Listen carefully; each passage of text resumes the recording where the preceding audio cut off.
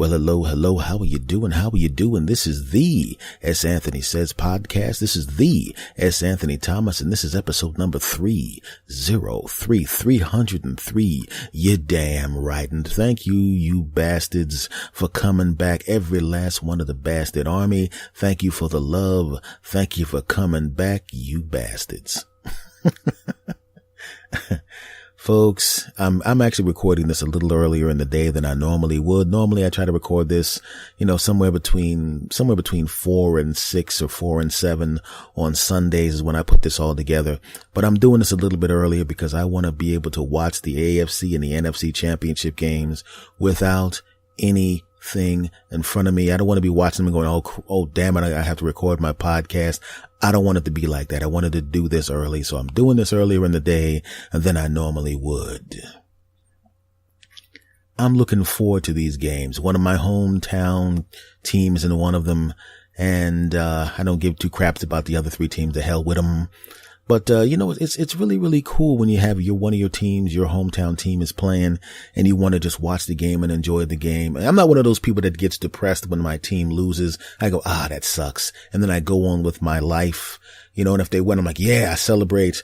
And then I go on with my life. When I was younger, when my team lost, man, that ruined the whole week. I didn't even want to look at the newspaper. I remember when my hometown team lost, it wasn't even a playoff loss. It wasn't a loss that was important. At the time, they had won a whole bunch of games in a row. They were in first place, but they lost. And I literally bought my newspaper, found the pages that had all the information about the loss on it, crumpled them damn things up and threw them in the trash, didn't listen to sports radio, none of that crap. The whole week, that's how bad it was. But as I say, I'm not like that now. So I'm going to look forward to watching these games that are going to come on today, and I can't wait to dig them. But it reminds me of something that happened to me a long time ago. Like nowadays, you got Uber, you got the internet, and you got all that kind of stuff. But back then, we did not have that. And I'm going to explain something to you. You see, right now, I'm going to be watching these games with me and maybe one or two other people. No big deal. Back then, it was like I almost had to have all my boys around me, and everybody would be large groups of people watching the games. We'd all be sitting there. We have our little hat on or a jersey on or something like that. And everybody would be trash talking. And there's always that one person who's there who really doesn't have a team. It's just that they want to have whatever team will annoy the most people in the room. He or she is a big fan of that team because they're a piece of crap. That person, they're always there. But it's fun. It's fun, right? But the problem with that is when you have a bunch of people over to your house, it's usually because it's an occasion that means everybody else on the block has a lot of people at their house too, which means there's a lot of cars, which means the parking is at a premium. And what happens inevitably when you have a bunch of people there, you run out of grub because your friends are greedy bastards. They're hoagie sucking, soda drinking, beer slurping bastards that eat all of your crap. And you have to get more stuff. And I'm telling you right now, when you know that this parking is at a premium, the last thing you want to do is have to go out of the damn house and try to get some more stuff. Because if you move your car, you know what that means. When you come back, your spot won't be there. And not only are you spending money that you didn't necessarily plan on spending, but now you got to drive around the block 47 times hoping somebody moves so you could take their spots like a grown-up version of musical chairs. Or you got to park so far away and then you got to convince one of your loser friends to get his punk ass or her punk ass up and help you drag that crap down the street because you're buying stuff that you wouldn't have to buy for their greedy punk ass in the first place, those greedy pieces of crap. I digress. So you don't want to go through that. I hate going through that. Everybody has to go through that when it's snowing outside and you dig your car out. Isn't that the most infuriating thing in the world? You go through the problem of digging your car out. Your back's a little sore. Your hands are hurting a little bit because you got to dig out all of that crap. You come back in the house. Oh, I got to go get something. You go to the store. You come back and you're already dreading having to put your car back into that stupid parking space because you didn't dig it all the way out. You dug out just enough for you to get your car out and for you to get your car back in. You know you did. None of you actually digs the whole thing out. And if you say you do me a favor because I can't do it. Slap the crap out of yourself for lying. Back to the story. So you go to the store, you get your crap, and then you're heading back and you're dreading having to back your car back into the spot, but you gave yourself enough space. You gave yourself enough space to back into the spot. Yes, you did. Yes, you did. So you drive onto the block and there's somebody's in your spot, that bastard. You rotten mother jumper. I want somebody to pass a law that if you dig out a spot for yourself and you go someplace and you come back and somebody's in your spot, you should be able to, for the next 3 months, slap the crap out of that person at least 5 times, right? You got to do it within a 90-day period. You can slap the crap out of them 5 times in a row, or you can slap the crap out of them, wait a little while, wait a couple of weeks, show up at their job, and they'll go, hey, what are you doing here? Oh, no, you're the slap the crap out. Yeah, that's right. And slap the crap out of them again and say, I'll see you 3 more times, punk. You should be able to do that because that would stop those bastards from parking in your spots. Knowing me, I'd slap the crap out of them once and then go, okay, take care of yourself. And they wouldn't see me at all for a whole chunk of time. And then on the 89th day, I'd wait until they were about to get it on with their woman. And I'd come busting out of the closet like the Kool-Aid man. Oh, yeah. Oh, damn, man. And then I'd slap the crap out of him. And then I'd leave. And he'd go, man, that guy's crazy. But I'm pretty sure that's it. Didn't I just tell you that was the 89th day? On the 90th day, I'd wait till they're at the urinal and I come up behind them, smack and slap the crap out of them again. And now and then as they're walking back to their desk, I'd slap the crap out of them again. And then as I was leaving, I'd go, okay, I'm out of here. Oh, that guy's crazy. And I'd run back in real quick and slap the crap out of him. I said I was going to get all 5 slaps, you bastard. Don't park in front of my crap anymore. And then I'd go home. Don't judge me. It's my fantasy, my podcast. Shut up, punks. Back to the story. So we're at the house, we're watching the game, and there's so many cars parked around. Nobody wants to move their car. Nobody wants to go to the store. Nobody wants to do that crap, least of all me. It was my spot, man. Right? And parking in Los Angeles is a huge pain in the ass, even in front of your own spot. It was my spot. But we had to do it. We had to get something. And then I thought about it. I said, wait a second. Now, the whole idea is we have to get the grub and get the grub back here for the game, right? Right. And it doesn't necessarily mean any of us has to move our cars, right? What do you mean? I've got an idea.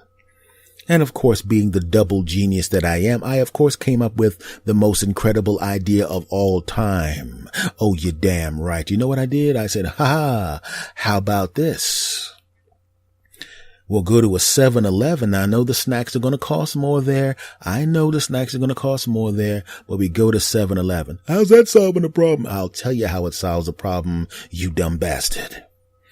Call a cab. Huh? Well, how are we going to get back? With a cab. So we're going to call a cab, go to a 7-Eleven, buy a whole bunch of stuff that costs too much, and then call a cab and have them come back? No, dum-dum. That's not what we're going to do. You see, there's a thing with cab services. I'm a comedian, so I travel a lot. Anybody who knows anything about traveling knows that in the cab business, they have a thing called, and you might want to write this down if you didn't know about it, wait and return. That's right. You can literally call up a cab company and ask for a wait and return. You can tell them you want to go someplace, have the cab wait for you with the meter running. You get the thing you're supposed to be getting. You get back into the cab and then the cab takes you back to your house. That's a wait and return. You're damn right. Now, that sounded like a good idea at the time. It really did.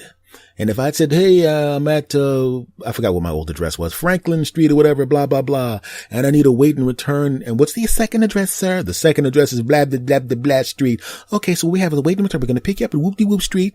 We're going to go to Whoop-de-Blap Street. You're going to get out, and then you're going to wait. We're going to have the cabbie wait outside, and then we're going to come back out and take you back to Whoop-de-Whoop Street. Exactly. See, normally that's not a problem, but very rarely does somebody call a cab company and ask for a wait and return to a 7-Eleven. Sounds kind of suspicious, doesn't it? I would think it was suspicious if I was a cab company. If somebody called, I'm calling from this address. I need somebody to take me to a 7-Eleven. You know, those stores that get robbed a lot. and then wait outside as I go in there suspiciously and come back out with a lot of merchandise in my hand. Hello? Why'd you hang up? So I go through 27 cab companies, all of which probably have called the police and will be sending them to my house. And I finally get one cab company and she goes, well, excuse me, sir. What are you talking? You want to wait and return to a 7-Eleven? Sir, I just don't know if that's a good idea. And then I explained to her, I said, listen, we're watching the AFC and the NFC championship games. I'm not moving my car. I just want the cabbie to take me to the 7-Eleven, wait outside. I'm going to buy some snacks and I'm going to go back to the house and then that'll be it. That's the only reason I'm calling. Oh, that's actually a genius move. That's a double genius move. There's only one person who's capable of coming up with a move that incredible and genius. Wait a second. Are you S. Anthony Thomas? As a matter of fact, I am. Oh my God. I'm such a big fan of whatever you're doing at this time because as you tell this story, you forgot what part of your career you're talking about. Well, at this particular time, I'm doing stand up. The podcasting thing had not been created yet. What's a podcast? You won't know about that for about 15 years. Then why are you talking about it? Give me a break, honey. I'm trying to tell a story on my podcast. What? Never mind. Send the cab. That part didn't happen. So they send the cab. And I take a friend with me and we go to the 7-Eleven and we get in there. We grab the snacks. I actually grabbed a couple of extra snacks for the cabbie, gave him some of the snacks, gave him some extra bread. It gave him a good tip. It was great. And then we went back home. Problem solved. That's what I do. I solve problems. Fortunately, today I don't have to worry about that. But I was just thinking about this. Maybe you can relate to this. You know how sometimes when you go to, people always talk about, you have the right woman. If she's in the car and you'll walk around to the driver's side of the car and she reaches over and unlocks the door. You got a good woman. And that's when you got a good woman.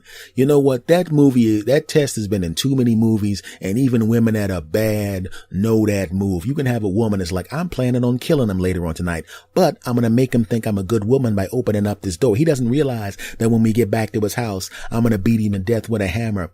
And he's thinking, man, she's a good woman. She reached over and opened up the door for me. Why is she drawing a target on the side of my head and swinging that hammer, making practice swings toward my head with that hammer? It doesn't matter. I would be suspicious normally, but she did reach over and open the door, so I'm pretty sure it's okay. Moving on. But I'm telling you, that test has been in too many movies and too many people know about it. And me, the S machine, your friend, the S. Anthony Thomas machine, the S master, the owner of this podcast and your podcast hero, me, has a better test that you can test women, and women, you can test your man. It doesn't matter. This is not a gender specific test, damn it, because I have basically because my audience is 51% men, 49% women. So I'm going to suck up to everybody. Shouldn't have told you that. Back to the story. Here's a real test to find out whether or not the woman or the man you're with is a normal person, someone you can date, enjoy banging, a wonderful person, someone maybe you can raise a family with, maybe someone that you can have a good time with, maybe someone you could be just a long-term boyfriend or girlfriend or a live-in. This is the kind of test from the S machine that help your punk asses out. Are you ready? Yes, we're ready. Thank you, people in different countries listening to this crap. Here it is. It's the 7-Eleven test. The 7-Eleven test for significant others. Damn. Bring out those notepads like I told you before for the cab move. Flip the page because this is double genius as well, and it will help you out. Take your significant other into a 7-Eleven. Go in for something specific. Say, hey, honey, let's get some coffee at the 7-Eleven. Sure. Fantastic. And then you go into the 7-Eleven and you buy the thing.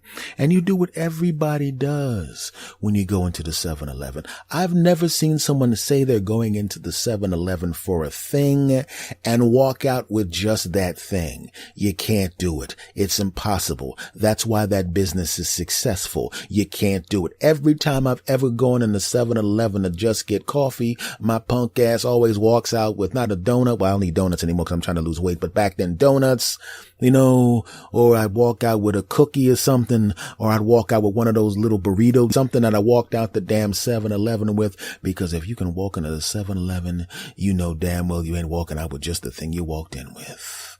And all the women I've been with in my life, and I've been with some women. That's right. I'm 49 years old and I've had sex at least 14 times. I'm editing that part out. Back to the story. I take the woman in, every last one of them, we go in there, and she would always, and they always would grab something else. No, well, since I'm here, I'm going to grab a bag of chips. Since I'm here, I'm going to grab a pie. Since I'm here, I'm going to grab is music to my ears, because I know the woman I'm with is just a normal, wonderful human being. Ladies, it should be the same thing for you. You take a guy to the 7-Eleven and he walks into the 7-Eleven and you're just getting coffee, and he's going to do the same thing I do. You know, since I'm here, I got this coffee. I ain't gonna drink this coffee without a damn donut. I'm not gonna drink this coffee without a damn cookie. Not gonna drink this coffee without a damn pie. I'm not gonna drink this coffee without a damn brownie. I'm not gonna drink this coffee without this, without baby gibbling and all of that crap. But my first relationship with someone who was nuts out of their damn mind, and I hadn't developed this double genius test yet, was somebody who we walked into the 7-Eleven. I walked in to get coffee. She went in to get coffee at the same time. And I said, just since I'm here, I might as well get this brownie. I'm going to eat this brownie with the coffee. That's what I'm going to do. And she goes, no, I'm just okay with the coffee. I'm sorry, what was that? Yeah, just coffee. I just came in for coffee and I'm only going to get coffee. That should have been a red flag. If you ever see anybody walk into a 7-Eleven for a thing and I'm walking out with just that thing, you got to realize that person is a damn sociopath. Who in the world is that disciplined? Who in the world has that type of focus? Who in the world is locked in on something so specifically that they have the willpower to walk into a 7-Eleven and not walk out with nothing else? I'll tell you who. A sick, disgusting bastard, that's who. From that moment, I should have known not to take my eyes off of her crazy ass. There was something about her that I just knew something was wrong. Right?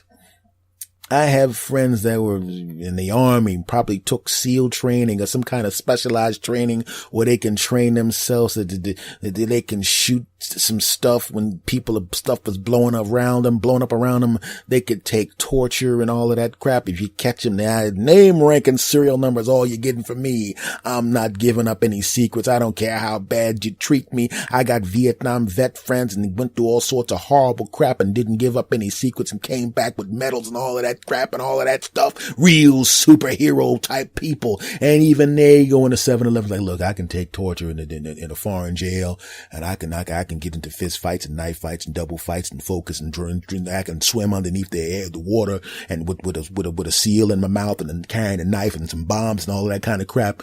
But damn it, if I'm going in the 7-Eleven, I buy some coffee, I can't help myself. I got to get a cookie, man. And that's them.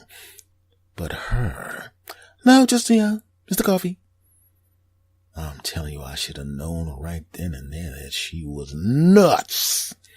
And I had my lady friends who were just friends, and it was the same thing. They go into the 7-Eleven with a guy, and the bastard just bought a coffee, didn't want nothing else, and as it turns out, that bastard was nuts. Come home, all of a sudden, you come into your house, you give the girl a key because you're going on the road to do some gigs. And you said, do me a favor, could you just stop by my house because it's on the way to your house? Could you just stop by my house for like 5 minutes, flick the lights on and flick the light off, because I want people to see that somebody's in the house. Because if I'm out of the house, I'm doing some gigs for a couple of weeks, I don't want people to know that I'm not there. I want them to see that people are there so nothing happens to my house. Oh, no problem. Right?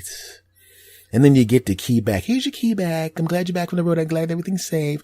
Yes, let's celebrate by banging. And then you celebrate by banging the crap out of each other because you're boyfriend and girlfriend. No big deal. She can come in whenever she wants. Not a problem. She already told her, look, you show up. You don't have to call to show up. It's not like I got other women here. No big deal. Whenever you want, you can call and show up. You know what I mean? Right? Because back then, letting a woman just show up whenever she wanted to without calling is the equivalent of now letting a woman look through your phone. It just means she can show up whenever she wants to. And if she knows she can show up whenever she wants to, then she knows you don't have a woman at the house that you're banging on the side because you don't know when she's coming. So that was a vote of confidence for her. But I shouldn't have voted for confidence for her because she was out of her damn mind. And I found out later on she was out of her damn mind. How did I know? I'll tell you.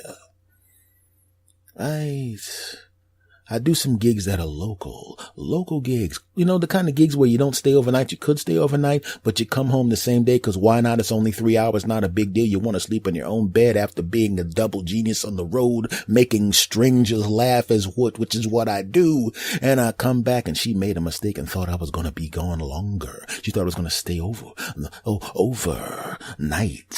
because that was my original plan.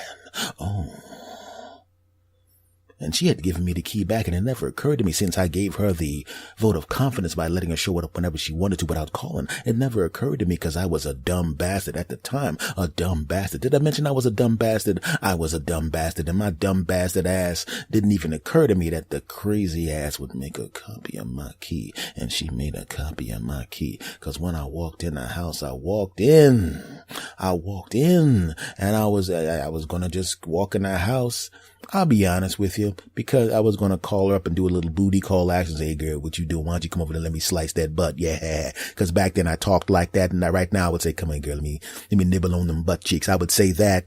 Okay. It's kind of the same thing, but it sounds more romantic when you say nibble. Then mind your business. I should edit this part out also. Don't judge me. F y'all, back to the story. So I walk into the house and I'm like, yeah, I'm going to put my stuff down. You know, maybe I'll listen to the first couple of minutes of the act that I recorded because that's where the new stuff was. You know, then I'll call my girl, see if I can get her to come over here and put that work in. And I hear something in the bedroom. And I'm thinking, oh no, somebody broke in. Well, somebody's about to get their ass whooped. I pulled out my billy club. I bust into my bedroom and I'm about to bust somebody's head open. And it's her. And she's going through my drawers. And when I say drawers, I don't mean underwear. She was actually going through the drawers of my, in the bedroom. I mean, she may have gone through my drawers. I don't know what I mean. That's kind of, never mind. None of your business. And I'm looking at her and I got the billy club in my hand and I'm going, what are you doing? She goes, oh, I just came over here to surprise you. And then she starts taking her clothes off and I jumped on top of her and we banged the crap out of each other. I knew she was lying, but I still wanted some delicious buttocks, so I banged her anyway. I was in my 20s, mind your business. Then again, I'm in my 40s, and if I came to my house and my girlfriend was standing there and said, hey, would you mind coming over here and banging me? I, of course, would, jump on top of her and bang the crap out of her. Then argue, because I'm smart enough. Even then I was smart enough to do the banging first, then the fighting. That's another thing I want to teach you guys. Never fight with your woman when she wants to do some banging. You do the banging first, then the fighting. Lesson over, back to the story. And I said, hey, wait a second. You thought I was going to be gone. What do you do? And how did you get in here in the first place? Once again, I had already been banging. We banged 3 times. And then I was really smart then because technically I would bang once and then fight. But I think I'm going to bang her 3 times and then fight because banging is fun. Back to the story. What are you doing in here? The key. I thought you gave me the key back. Oh, I made a copy of the key because I didn't want you to, just in case, you were gone and you wanted me to come into your house when you weren't around. And, because I wasn't trying to be slick or anything like that. It's just because I said, yeah, you know what I just thought about that. That is true because that was, that's really, really good thinking. I was still actually angry with her, but she was still naked. So of course, I banged her 2 more times and then restarted the fight. I can't believe you. What do you mean I'm going to be out of town? If I was out of town, I would have already given you the key. I'm really upset with the fact that you would be in my house like that. And I really am having a hard time trusting you right now. And she said, I am so sorry. Maybe I should leave. And she got up to leave. And when she got up, she was standing there naked. So of course I said, you know what? Come here for a second. You probably know what happened. Exactly. Banged her 2 more times. And then I said, okay, now you can leave. And she says, no, I'm not going anywhere. You think you can bang me a bunch of times and I'm going to leave just because you got what you wanted? And I said, I got news for you. I recorded this secretly, and you got what you wanted too. That part is also weird. I'm going to cut that out of the podcast. F y'all, back to the story. So as it turns out, she broke into my house because she wanted to see if I was seeing someone else. Broke into my house. He made a copy of the key. I'm going to sneeze. Hold on. I like to keep my podcast real, and no, I'm not editing that out because I don't edit crap like that out. I keeps it real, you bastards. Back to the story. And I said, you know what? I feel bad. Maybe I shouldn't have been just thinking about my physical needs and banging the crap out of you and then arguing. I think we should really just have a real conversation right now with no banging. Just let's talk like human beings. And she goes, I had a hard time. I have trust issues because the last guy I was with, he wasn't a comedian or anything like you, but he did travel for sales. And, he would go on the road and he would have sex with these women, and all of that kind of thing. And I said, listen, I understand you had a bad time in the past. Okay. But I'm a different person. I don't bang people when I have a girlfriend, okay? I only bang my girlfriend. And right now, you're my girlfriend, okay? So you don't have to worry about me banging anyone else. I know that now because I already went through everything in your entire house. And I actually had a friend of mine at the phone company do some traces on your phone. And I realized that you only talk to people that I actually know. And I had my friend who's an FBI agent run down the numbers of all the people you talk to. And you only talk to relatives and friends. So I really, really trust you now. And there's really no reason for me to do anything like that. In fact, between the bangings, because you actually talk, when you banged me the second time, you went to sleep, and I made a phone call and I called off my brothers who were going to come over here and viciously beat you to death. I told them that you were a good guy and to not come over and viciously beat you. Now, granted, they already slashed your tires, and I've already written a check for the new tires. I put it on the thing there so you can, I feel bad about that. And my mom, well, she's going to send you a fruitcake in the mail. I was mad at you at the time, so it's got a lot of poison in it. So don't eat it. Just throw it in the trash. You know what you should probably do? You should probably break it up and put it through the garbage disposal, but not all at a time, because it's probably going to be enough poison in that to really, really mess up the stomachs of anyone who, I don't even know if they can really get all the poison out of the water system. So if I were you, I would chop it in about 20 pieces, and once a week put 1 piece down the garbage disposal, because the poison density in the 20 pieces, it will be enough to go through the system without killing anybody. And definitely, like I said, don't put it in the trash can, because if a dog comes up, one bite, that dog's dead. The dog is just dead. Also, when you put the poison down the garbage disposal, make sure you're wearing gloves, because my mother does not play with poisons. She got some good poisons. Now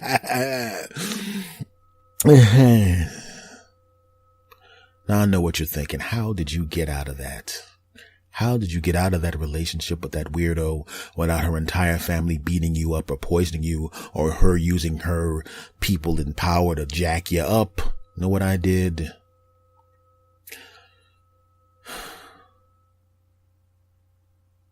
I started to act like I wanted a really serious relationship. I started to become really needy. And I'm not a needy guy just to begin with, but I became very needy, right? I made sure to call her at work a whole bunch of times, right? And when I finished, when we would get it on, I would, women like to snuggle after it, but they only like to snuggle for like 15 minutes. I would snuggle her for like an hour. And then when she would make an excuse to get up and she'd go into the other room, I'd go in and wrap her up again. And me and you in the cosmos in the world. And I start talking about how I wanted to have 15 kids, and damn it, I'm not. And she goes, you don't really want 15 kids. I'm serious. I want 15 kids. And she goes, that's a lot of kids to have. I said, I know. So we might as well get started now. And I picked up the box of condoms and started heading over to the trash can. She goes, what are you doing? What are you doing? What are you doing? And I said, damn it, I'm going to have these 15 kids. And then what I'm going to do is I'm going to get a job that's right next to your job. And I'm going to come over and we're going to have lunch every day. And then I'm going to come over and give you a back rub on your break. And then what I'm going to do, and then I'm going to make friends with all your friends, and they get back. And I just started going over the top with it. And then she got rid of me. You're damn right. You don't just listen to this podcast for the laughs, damn it. You're listening to it because I can help you, you bastards. I taught you the trick about the cab. I taught you the 7-Eleven trick, and I just taught you how to get rid of a significant other if the significant other's nuts. All you got to do is be more nuts than your significant other who's nuts. Who else would help your punk asses out like that in their podcast? Other podcasts probably just tell you jokes. I tell you jokes. I tell you stories, and I help your punk asses out. 'Cause that's what SAnthony does. That's me. You're damn right. So folks, as you get ready to watch the NFC, the AFC championship games, just remember the lessons that I taught you, and just remember that the S machine, that would be me, loves every last one of you bastards. Segment over. All right, everybody. Let me ask you this. This is something I've been wanting to talk to you about, and I wasn't even going to actually put this into the podcast, but this actually happened to me today. I like to call it Bluetooth improv. That's what I call it. My friends know that I call it Bluetooth improv. And I think a lot of you have probably done some semblance of this at some point. You ever pretend like you ever just pick up your phone and start talking into your phone, even though your phone's not really on and no one's called, just because there are people around you trying to engage you in conversation you have no interest in, and you just want them to shut the hell up. So you pick up your phone and you start talking into your phone, and then you walk away from them. Well, I got news for you. That's kind of what happened to me, right? See, the thing is, you can't do the same thing with your headphones. If you have your headphones into your phone, you know, the ones that you can obviously make phone calls with it, but for the most part, you're really listening to music or something like that. And people don't mind interrupting your music. People, if you're sitting there with your earphones on, people will walk up to you and they can even hear the music coming through your speakers, and they will interrupt you to ask you some stupid question or to try to engage you in conversation. And they just don't give a crap. I guess they figure, well, it's just music. It's not like I'm interrupting a person on the other end of the line. Not a problem. Let me just interrupt this person I don't know with stupid crap. But what I started to notice was if you have a Bluetooth in your ear and you start talking into the Bluetooth, they give it phone level respect. And if they give it phone level respect, they will literally go, oh, okay. Yeah, sure. And walk away from it because you think you're on the phone and they know you don't want to be bothered. And I tell you, I take advantage of that a lot, my friends. I forgot how easy it was to do that. And the day I didn't have my earphones, I had my Bluetooth in, and somebody came up to me and they started some stuff. And I like to talk to people. I do. I'm a professional comedian. I'm a professional podcaster. I do this, and I love talking to people and conversing with people and hanging out with people and kicking it with people. I'm a people person, you bastards. But let me tell you something. If the person that I'm talking to was the jackass and the D-bag, then I don't want to talk to that person. Why? I just told you they're a jackass and a D-bag, not interested. I want to move on. You can't do it with music, like I said, but you can do it with your phone. And if you got a Bluetooth in your ear, it's wonderful. You can do what I like to refer to as, like I said, the beginning of this segment, Bluetooth improv. You tap your ear, you pretend like somebody called, and then you start in a conversation. Normally that's enough. Normally that's enough for the average non-weirdo, non-a-hole, non-piece of crap to realize, oh, that person's on the phone. I'm going to leave him alone.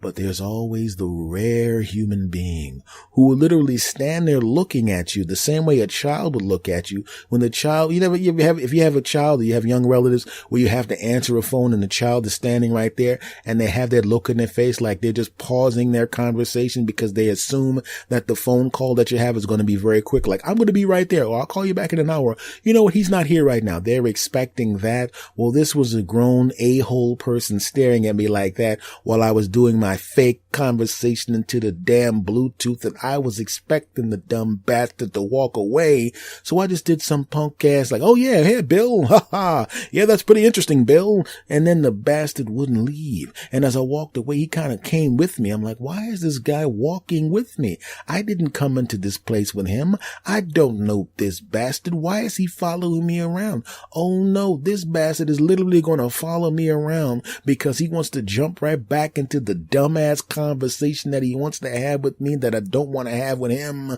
that bastard.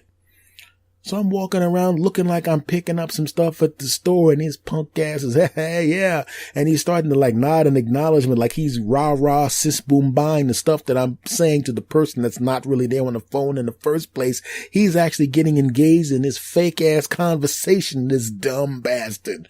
So now that I realize he's paying a close attention to what I'm actually saying, I have to actually now pretend to be having a damn conversation, including reacting to the person on the other end of the phone that's not really there. So not only do I have to say stuff, I have to mentally pretend the other person is saying stuff and then react to the stuff that's not being said by the person who's not really there. Why? Because the person who really is there is me, and the other person who's really there is the dumb bastard follows me around.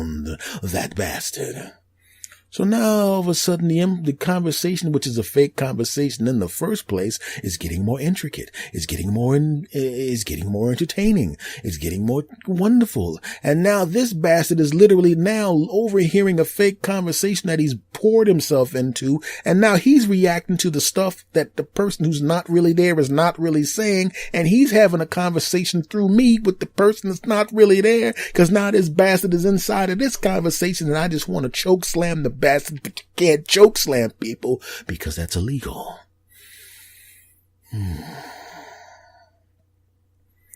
So now I got to figure out a way to get rid of this dumb bastard.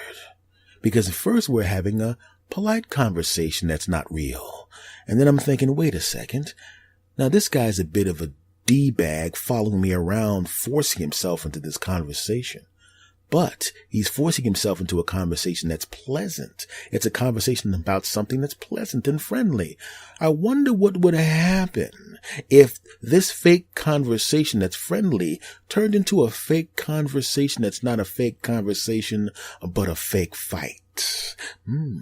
So now I act like the person on the end of the line that's really not there is saying some stuff that I don't like. And now I'm starting to argue with that person. And now that person is starting to argue with me, and I'm starting to argue with that person. That person starts to argue with me, but I'm the only one that's really there because the person on the other end of the phone does not exist.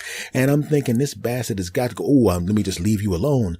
No, now this dumb bastard is starting to moderate the argument between me and the person that ain't there. And the bad part about it is the bastard is taking the side of the person that doesn't exist. He's trying to take the side of the person I'm pretending is on the phone. Now, I really don't like the bastard. Not only are you taking up my time annoying me with stupid conversations, but you have the balls, punk, to take the side of the fake person instead of the person that's standing in front of you, you piece of crap bastard. And I was just going to end the phone call and walk out of there. But now I'm like, wait a minute. I can't have that. I can't have him taking the side of the person that's not really there. I got to kind of switch this fake conversation up to make me look like the good guy in the conversation, to make the person that's not really there look like the bad guy in the conversation. When you watch wrestling, when they have a guy who's a bad guy wrestler, but he's been a bad guy for a while, and they now want to turn him into a good guy, or vice versa. Well, what is called a heel turn in wrestling. In wrestling, if you're a good guy, and they want to turn you into the bad guy to bump up the sales numbers or to get everybody all excited again, you do something like you beat up their hero and everyone goes, wait a minute, you were a good guy, but you beat up another good guy, which means you're now a bad guy. Boo. And if you're a bad guy and you've been a bad guy for a while and you're like, wait a second, we gotta spike the numbers a little bit, make it fluff things up a little bit, get things going, and we're now going to take this bad guy. Hey, that bad guy came in and saved the good guy. Now he's shaking hands with the good guy. Wait a minute, you're now a hero. Yay. Well, in this fake ass phone conversation, I was the good guy in the beginning, and I did this fake fight with this fake person, and now this bastard's looking at me like I'm the bad guy when I actually exist and the other person doesn't. That piece of crap.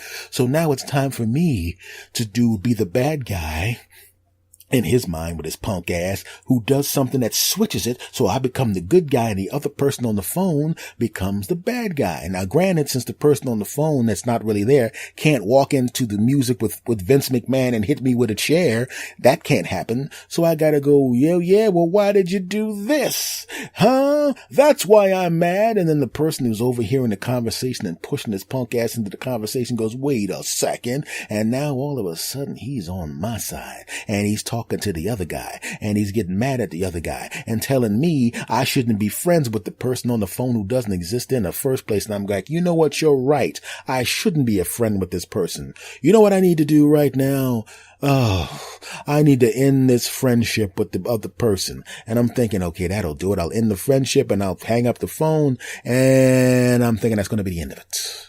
And I go, you know what, Bao? We need to maybe not hang out together so much, damn it. You need to get yourself together and maybe we could be friends again. Okay. And I pretend to hang up on his punk ass, and then the guy comes up to the guy in front of me is now counseling me about how to get over losing a friend.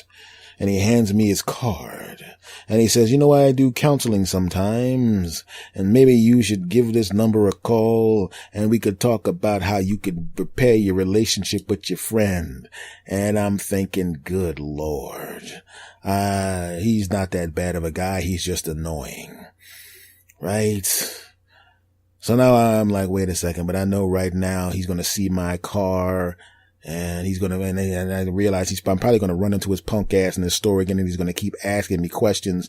And if I just talked to him in the first place and then walked and went about my business, he probably would have just said, hey, it's one of those relationships where he waves and says hi, but now he's all invested in this fake ass relationship. And now I got to figure out a way to make another phone call or have another phone call from my fake friend to fix the relationship right in front of the bastard. So I ordered the sandwiches, and he's still talking about my fake friend. And luckily I didn't give the fake friend a name, so I'd have to try to remember what name I used. And then I pretend like the phone call comes back, and then all of a sudden, once again, and I'm the good guy now, but now it's time for the good guy, the heel on the phone, to turn into a good guy. So I fake another conversation, and all of a sudden we make up in front of the bastards, and I have to say some tender, loving, you're not just a friend, you're my brother type crap to that person. And he has to say some of that even though he's not there, back to me. And I said, you know what, man, maybe we should get together and have a couple of beers. And then the jackass in front of me goes, you know what, maybe I should come there and talk to you both and counsel you both, which of course can't happen because the other guy's not real. And then finally I get up, I said to him, listen, in my mind I'm going, I got to get rid of this dude because he's getting way too involved. At first I thought he was a jackass, but now I realize he's just a nice guy who's trying too hard. So now I have to blow this punk off. My sandwiches are done, and the guy hands me my sandwiches. I grab some sodas. He's following me to the front of the store, and I said, you know what? This is something we have to work out on our own. You've been a wonderful help. I appreciate your counseling and all of that kind of stuff. But we're going to take it from here. Okay, buddy, no problem. I said, all right, but thank you for your help. And then I walked out. I realized I was on the damn Bluetooth for like 15 minutes trying to figure out a way to get rid of this chump, when basically I could have just said, hey, yeah, how about that game? Bought my damn sandwiches and just walked the hell out, and it would have been a really short experience instead of a half an hour of some dude listening to me pretend to talk to somebody on the phone who wasn't there in the first place. It's me sitting there doing a half an hour of Bluetooth improv for that punk. Now, would I still use my Bluetooth to get out of a conversation with somebody that I don't want to talk to? Yes, I will. But you know what I'm going to do now? I'm going to go, what? Oh, man, let me go someplace so we can talk in private, and then walk out. If I had just done that, I would have been home 38 minutes sooner. So, folks, I know that you do Bluetooth improv. Don't act like you don't. And if you don't have a Bluetooth, you use your headphones. Learn from the yes machine. That would be me. If you're going to use your Bluetooth headset to get rid of a douchebag so you can go about your business and not have to talk to their punk ass, just pretend like the phone conversation starts, excuse yourself, and walk the hell out. Because you might wind up with a nutcase like I wound up with, following your punk ass around the store, and you don't want that crap. This is not just for me, my friends. This is not just for the S Machine. This is not just for the S Man. This is not just for S. Anthony Thomas. It's not just for me. I'm trying to help you. You're damn right. Ha ha. Segment over. Well, folks, this has been episode number 303 of the S. Anthony Says podcast. I want to thank you guys very, very much for stopping back. You mean the world to me, Bastard Army. You mean the world to me. I want to thank you very much for all the kind words and the coolness that you've shown me all over the world, in the countries that are listening to me, and all of that kind of coolness. Thank you very much for my Twitter friends and my Facebook friends and all my online friends for all the support. Folks, if you're new to the podcast, this podcast is available every damn where. iTunes, Stitcher, TuneIn, iHeartRadio, Spreaker, Google Play. The home base is on Podbean. It's on Spotify. Basically, all you have to do, essentially, just go up and basically Google my name, S. Anthony Thomas, and all my stuff pops up. I'm also on Instagram, with my name, of course, S. Anthony Thomas, and on Twitter in 2 places. For me specifically, my Twitter is at S. Anthony Thomas. For the show, it's at S. Anthony Says. If you're on Facebook, all you got to do is basically, my friends, just go search my name, S. Anthony Thomas. No, actually, search the show's name, S. Anthony Says. You see my verified page on Facebook. Folks, let me tell you something. I love every last one of you bastards. And for those of you that don't know the email, so you can send declarations of love to me, declarations of love. It's talk2 santhony@gmail.com. TALKTO, then my name, S. Anthony, @gmail.com. Much love to every last one of you, my sass bastards in Canada, Australia, Great Britain, the people who are listening in China, wherever you're listening, my friends. Thank you very, very, very, very much for being part of the Bastard Army. Much love to you, and I will see you next week. And as I've been doing for the past few years, I'm going to say goodbye on the count of 3, the way that I always say goodbye. And I know from personal experience, and I know from what you said to me, and I know from what you've emailed to me that you said exactly the same time that I said. So you know what I'm going to do on the count of 3. Are you ready? Of course you are. 1, 2, 3. S. Anthony out.